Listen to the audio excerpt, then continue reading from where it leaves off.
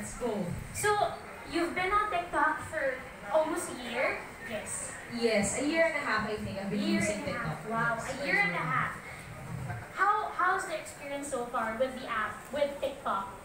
Well, ako naman kasi I find TikTok a really entertaining application in many ways and in many factors. And for sure, karamihan naman dito familiar sa application. And compared to other video applications, it has a lot to offer. And sobrang madaming magagawa and sobrang madaming makikita. Like, you don't have to register or have an account just to see other people's content. So talagang, by just watching, you can get your creative juices flowing eh. So parang siguro one day magugulat ka na lang na gagawa ka na lang din ng sarili mong video. So parang ganun yung nangyari din sa akin. So let's talk about that. Yung first video mo. Dire-diretso na natin dun sa first video.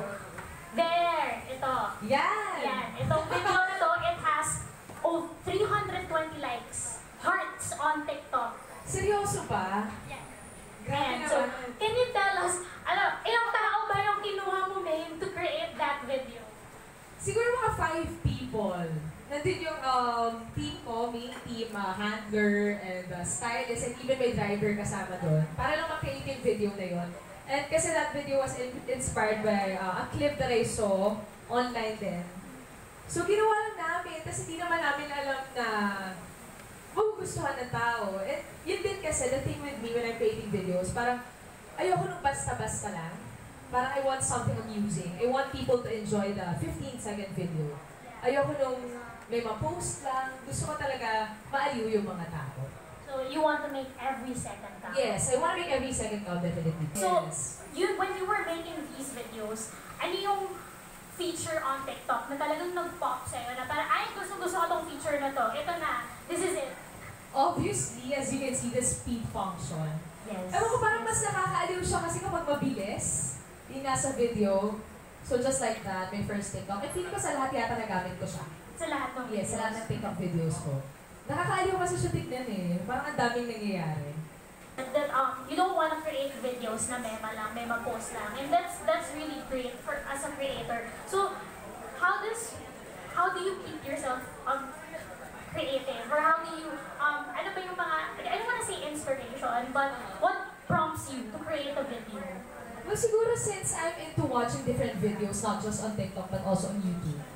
Parang, like I said earlier, it gets my creative juices flowing. Na parang ang dami kong naiisip. Pero most of the time kasi, kapag gumagawa ako ng mga videos, parang yung idea comes out of nowhere, out of the blue lang.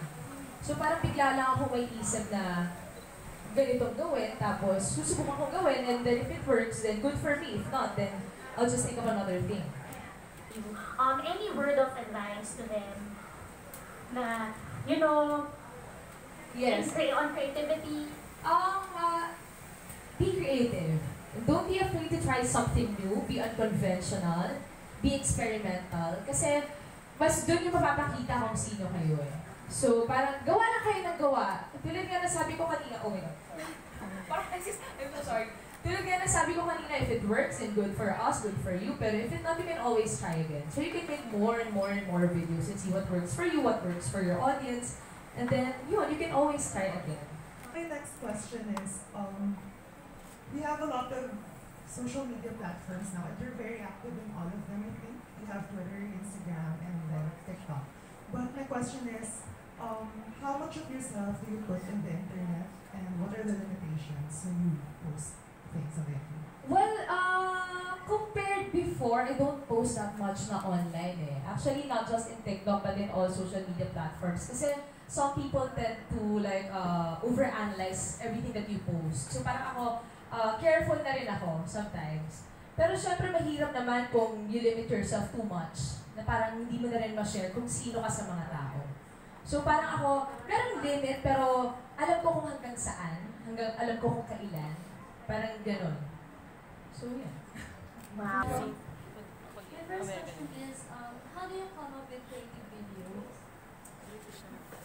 Minsan out of the blue lang siya lumalabas. Minsan naman inspired by the videos that I've seen in the past. Pero madalas talaga out of the blue, like, siguro kasi ang dami ko rin naiisip na kung ano-ano, kalokohan. And lokaloka din talaga siguro kasi ako. So parang every time na may naiisip ako, susubukan ko lang siyang gawin. Subukan ko siyang i-take ng video and then yun nga, kapag nag-work siya, edi good. Kung feeling ko na it's worthy to post, then I will post it, I will share it to people. If I find it amusing, I will share it to my friends muna and then ask for their opinions. Then kapag natuwa sila, doon ko na mapag-decide na i-post kasi feeling ko, ano ba naman yung i-share mo sa tao yung happiness and simple laughter, di ba? First question, considering that your success, you started out sa Dub Smash, how do you feel na meron ng ganitong sort of platform for all other people who look up to you and want to be just like you? Well, okay din siya platform for other people kasi nalalabas din nila yung creativity nila dyan. And who knows, di ba, just like me, baka pwede sa ganyan sila ma-discover, di ba? It could open a lot of opportunities for them. So I'm really happy and good luck na lang kasi parang if it's really for you, it's gonna happen. So ayun, just keep trying lang. For ang message ko for them, just keep on creating content and just be yourself and do your thing. Thanks. And next question is, what are your thoughts on the evolution of Maine Mendoza?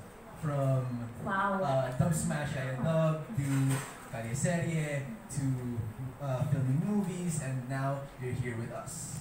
Well, kasi at some point we really have to grow Well, we can't just stay on the same place. We have to evolve.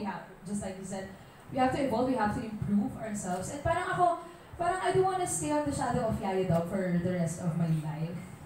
Parang syempre I'm really thankful naman dahil doon talaga nag-start yung career ko. Pero parang I want to be known as Maine Mendoza din, not just the Dub Smasher or not just the one who, nagpapapangit. So parang I want to show people that I'm capable of doing different things as well. Thanks. So my last question is, what's next for Maine Mendoza? Is there any projects that you want us to be excited about? Well, I'm currently working on my album. Wow, diba? Yeah. Abangan nyo na lang yan. Actually, overdue na yan kasi matagal ko na sinasabi sa kanila. Pero ngayon, I'm focusing on my album and sana po matanggap ng mga tao ang aking susunod na i-offer sa kanila. I think tanggap na tanggap. Ay, grabe.